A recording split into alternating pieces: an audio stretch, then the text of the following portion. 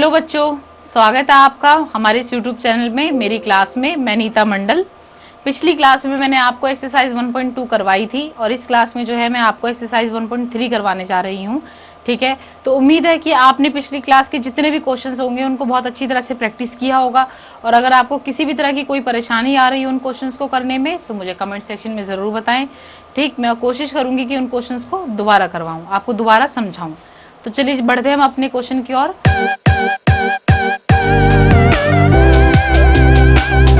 ठीक है, तो हमारा जो फर्स्ट क्वेश्चन है ये है एक्सरसाइज 1.3 का फर्स्ट क्वेश्चन है हमारा। मैं इसे पढ़ रही हूँ। तो prove that root 5 is irrational. तो हमें यहाँ पर ये सिद्ध करना है कि रूट 5 एक अपरिमेय संख्या है। ठीक है, तो ऐसे क्वेश्चंस को करने के लिए मैं आपको सिर्फ यहाँ पे 2 स्टेप बताऊंगी, ये हमेशा याद रखना। इन क्वेश्चंस में बस ये 2 स्टेप ही लगाने हैं और इस तरह के क्वेश्चन एग्जाम में 3 मार्क्स के आते ही ये कंफर्म है कि इस टाइप का क्वेश्चन आता है। ठीक है, तो पहला जो हम यहाँ पर इसे मानेंगे, इसको हम जो है मैं करवा रही हूँ। सबसे पहले हम इसका उल्टा मान लेंगे। ठीक है, ये हमें यहाँ पे इरेशनल बोला है तो हम इसे रेशनल नंबर मान लेंगे। ठीक है, क्योंकि रेशनल नंबर इसलिए मानेंगे कि हम इसे कोशिश करेंगे ये सिद्ध करने की कि रेशनल है। तो जब हम इसे प्रूफ करेंगे तो लास्ट में आप ये देखेंगे कि क्वेश्चन जो है रेशनल प्रूफ होगा ही नहीं। ठीक है, तो ये क्या साबित हो जाएगा? कॉन्ट्राडिक्शन। मैं आपको इस क्वेश्चन को करवाने से पहले आपको ये बताना चाह रही हूँ कि इस क्वेश्चन में आगे कैसे कैसे क्या होगा। ठीक है, तो वो क्वेश्चन वहां पे प्रूफ होगा ही नहीं कि रेशनल नंबर है। ठीक है, तो वो क्या आ जाएगा? कॉन्ट्राडिक्शन। तो ये अपने आप ही हम ये सिद्ध कर सकते हैं कि ये इरेशनल नंबर है। ठीक है, तो सबसे पहले हम यहाँ पे लेते हैं let us assume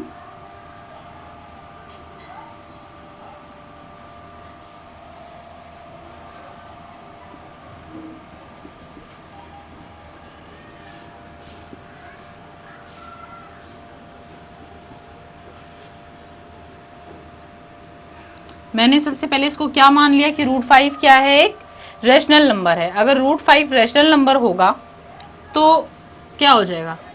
root 5 is equal to a upon b. ये हमने मान लिया कि रूट 5 क्या है हमारे पास? परिमेय संख्या। क्या है? परिमेय संख्या। हमने ये माना है अभी। ठीक है, ए एंड बी आर को प्राइम, यानी कि ए और बी जो है ये को प्राइम नंबर होंगे, यानी कि ए और बी जो है सहभाज्य संख्याएं होंगी जो एक साथ किसी भी एक टेबल से डिविजिबल नहीं होगी। ठीक है, ये हमने यहाँ पे किया। अब आप यहाँ देखिए बी क्या है? इस साइड डिवाइड में है, हम इधर लाएंगे रूट 5 के साथ मल्टीप्लाई में आ जाएगा। आ गया बच्चे? अब क्या करेंगे? जो मैंने आपको 2 स्टेप बताए थे उस 2 स्टेप का पहला स्टेप यहाँ पर है। इसको आप याद रखिए। अक्सर क्या होता है बच्चा ना यही भूल जाता है बीच में, फिर ये भूलने की वजह से क्या होगा कि आपका आगे क्वेश्चन ही नहीं सॉल्व होगा। ठीक है, तो हम क्या करेंगे यहाँ पर? स्क्वायरिंग बोथ साइड, दोनों पक्षों का वर्ग करेंगे। क्या करेंगे? दोनों पक्षों का वर्ग करेंगे। Squaring both side.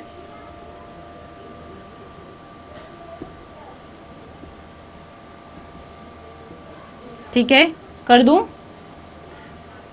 अच्छा, पहले तो इसको तो यहाँ हमें लेना था।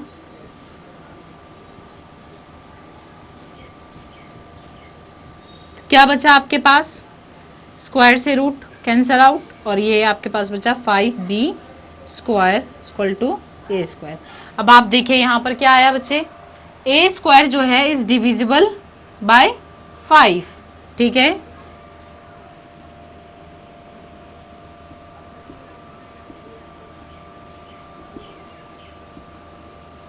दिख रहा है? अगर ए स्क्वायर 5 से डिविजिबल होगा तो ए भी 5 से डिविजिबल होगा। ठीक, then a also divisible by 5।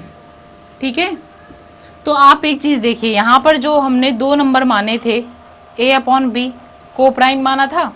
अभी आपके पास पहले स्टेप में क्या आया कि ए जो है 5 से डिविजिबल है।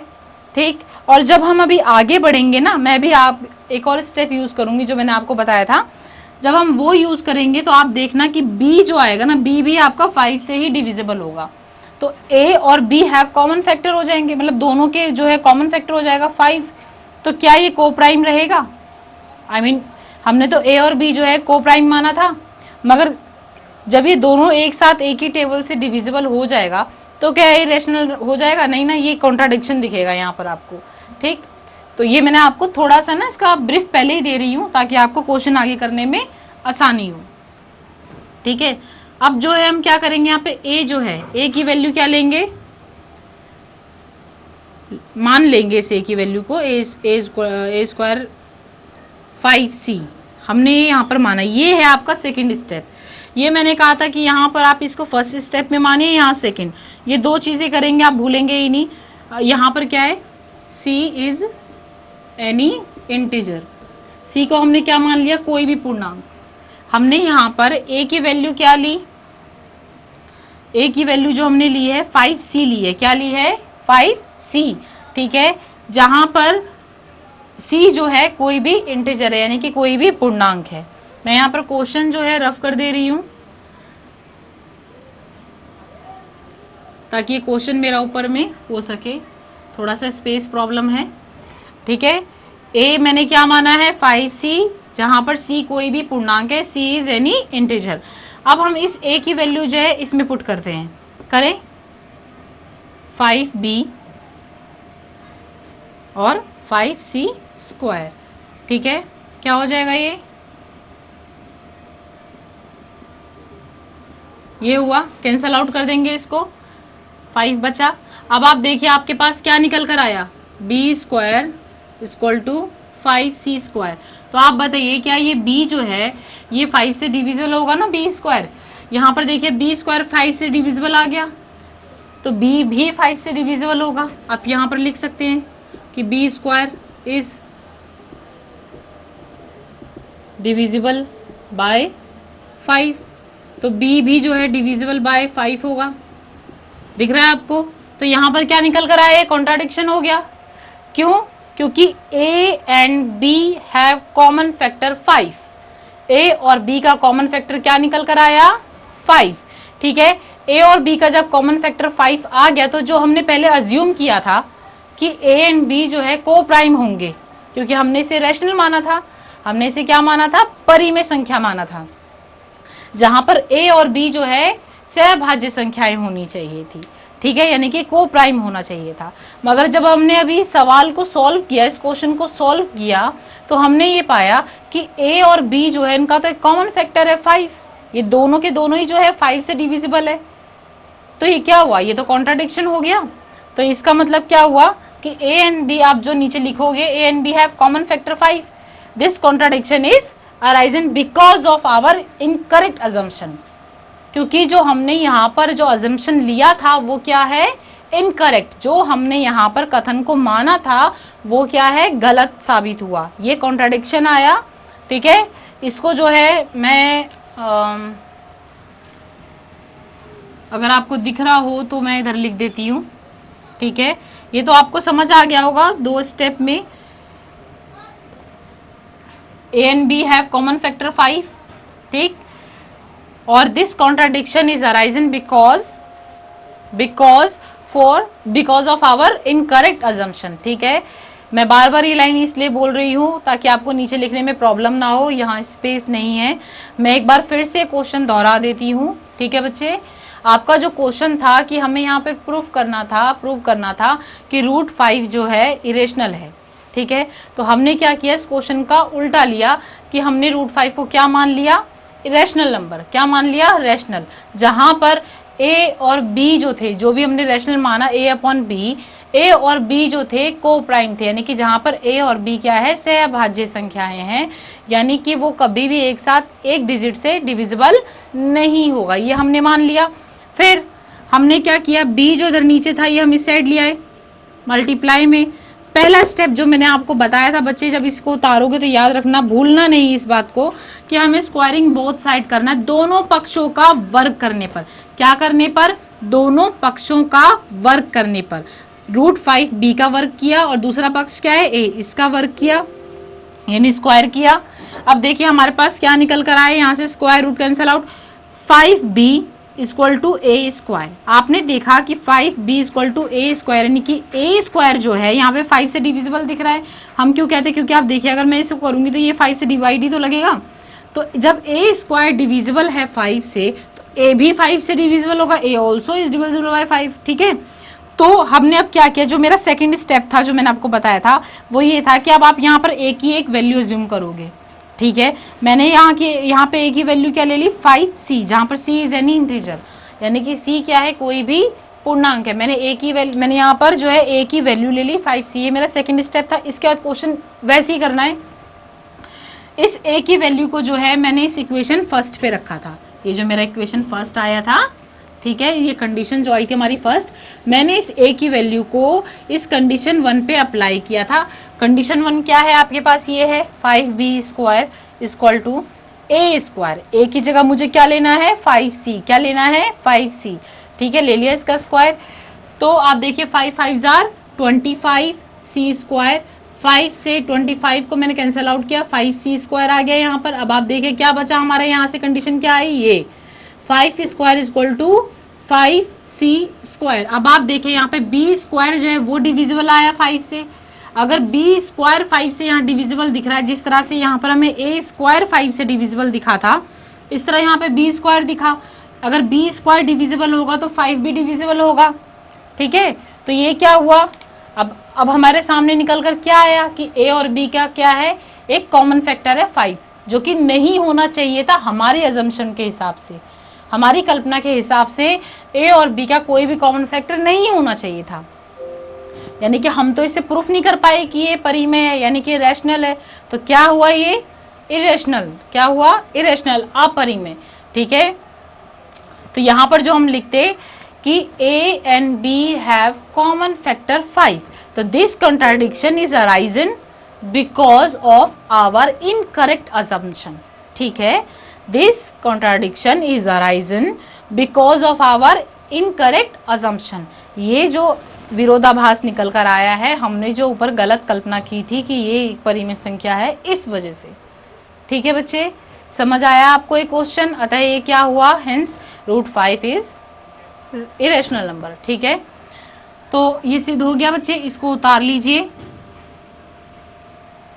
ध्यान से। मैंने इस क्वेश्चन को आपको 2 बार बता दिया है, अच्छी तरह से देख लीजिए। जो लाइन मैंने लास्ट में रिपीट की है उसको लिख लीजिएगा, ठीक है। स्पेस का थोड़ा सा यहाँ पर इश्यू है, आप उसको लिख लीजिएगा।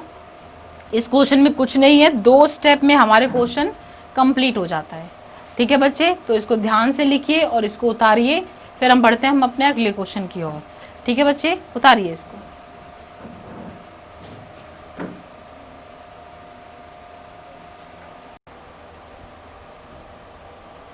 चलिए बच्चों, चलते हैं हम अपने अगले क्वेश्चन की ओर, ठीक है। यहाँ पर जो हमारा अगला क्वेश्चन है, इसे भी ऐसे ही प्रूफ करना है कि 1/√2 जो है ये भी इरेशनल नंबर है, ये भी हमें इसे प्रूफ करना है, ठीक है। तो सबसे पहले हम इसको क्या मान लेंगे, मैंने आपको पिछले क्वेश्चन में बताया था कि हम इसका उल्टा मान लेंगे, ठीक है। तो let us assume the contrary that कि 1/√2 is रैशनल। क्या माना हमने इसको, रैशनल माना, ठीक है।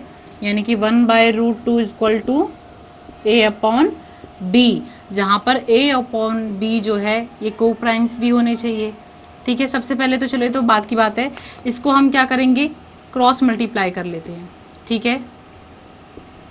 तो ये आ जाएगा आपके पास, ठीक है, ये आ गया आपके पास। अब क्या है यहाँ पर, अब हमारा जो है b/a को मैं सेट लियाती हूँ, b/a इक्वल टू √2, मगर b/a जो है ये किसकी फॉर्म में है, p/q के, किसकी फॉर्म में है, p/q के, p/q के। तो ये क्या है, ये तो रैशनल हुआ, ठीक है, क्योंकि हमने अपनी थ्योरम 1.4 में इसे प्रूफ कर रखा था, ठीक, कि √2 जो है ये तो इरेशनल है, ये तो हमने प्रूफ कर रखा था। तो इसको करती हूँ, b/a is in the form of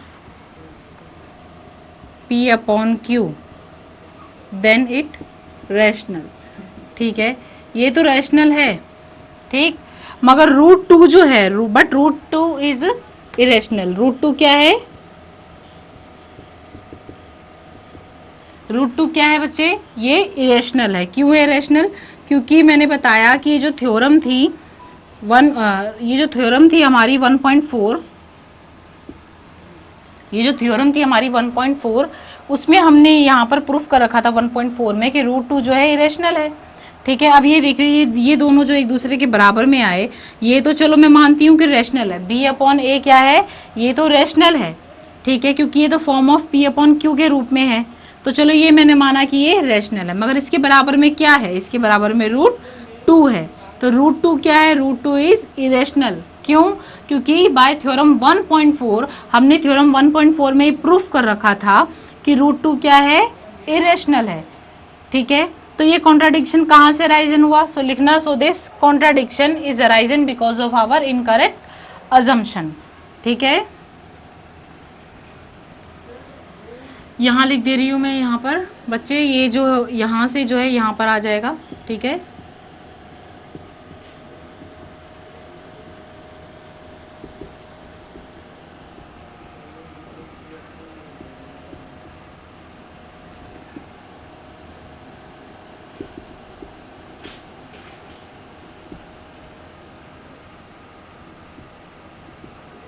कि ये जो कॉन्ट्राडिक्शन है, ये जो विरोधाभास है, ये हमारी गलत कल्पना की वजह से आया है। हमने जो कल्पना की थी कि ये क्या होना चाहिए? रैशनल होना चाहिए। तो रैशनल तो हुआ नहीं। क्यों? क्योंकि देखो मैंने यहाँ पे इसको रैशनल मान लिया, ए अपॉन बी की फॉर्म में मान लिया। देखो मैंने b को 1 से किया, रूट टू को a से किया, इस फॉर्म में आया। अब a क्या है? इसके साथ मल्टीप्लाई में इधर आ गया, डिवाइड में बचे बटे में आ गया। जैसे ही आया तो ये किस फॉर्म में आ गया? ये p अपॉन क्यू की फॉर्म में आया। किस फॉर्म में आया? p अपॉन क्यू की फॉर्म में आया। p अपॉन क्यू क्या है? ये तो रैशनल है। क्या है बच्चे? ये परिमेय संख्या है। p अपॉन क्यू क्या है? परिमेय है, यानी कि रैशनल है। बट रूट टू क्या है? रूट टू जो इसके बराबर में लिखा हुआ है, बट ये तो अपरिमेय है, यानी कि ये क्या है? ये इरेशनल है। क्या है बच्चे? ये इरेशनल है। ऐसा क्यों? ये विरोधाभास क्यों उत्पन्न हुआ? ये कॉन्ट्राडिक्शन क्यों हुआ? क्योंकि हमने यहाँ पर इनकरेक्ट अजम्पशन लिया था। जो हमने यहाँ पर अज्यूम किया था वो इनकरेक्ट है, वो गलत है। देखो कॉन्सेप्ट यहाँ पर सेम है, यहाँ पर कॉन्सेप्ट सेम है, बल्कि इसमें तो ज़्यादा तामझाम ही नहीं है इस क्वेश्चन में। ठीक, आपको सिंपली यहाँ पर इस तरह के क्वेश्चन में, मतलब कि और भी टाइप्स के क्वेश्चन इसके आ सकते हैं। इसके बाद के जो क्वेश्चन है इसी पैटर्न पर है, मतलब बिल्कुल इसी तरह से, उसको आप खुद भी कर सकते हैं। ठीक है, तो बच्चे इस क्वेश्चन को उतार लीजिए। तो फिर मिलते हैं हम आपसे अगली क्लास में। अगर आपको इस क्वेश्चन में जो मैंने आज करवाया है किसी भी तरह की कोई भी डाउट्स आपके आएँ तो वो मुझे कमेंट सेक्शन में ज़रूर बताएं। मैं आपको हर क्लास में यही बात बताती हूँ कि आपको अगर कोई भी डाउट्स आता है तो वो आप मुझे कमेंट सेक्शन में ज़रूर बताएं। ठीक है, और हमारे चैनल को लाइक करें, सब्सक्राइब करें और जितना हो सके उतना शेयर करें, और बेल आइकन को दबाना ना भूलें ताकि मेरी जो लेटेस्ट वीडियो है वो आप तक पहुँच सके। ठीक है बच्चे, तो मिलते हैं हम आपसे अगली क्लास में।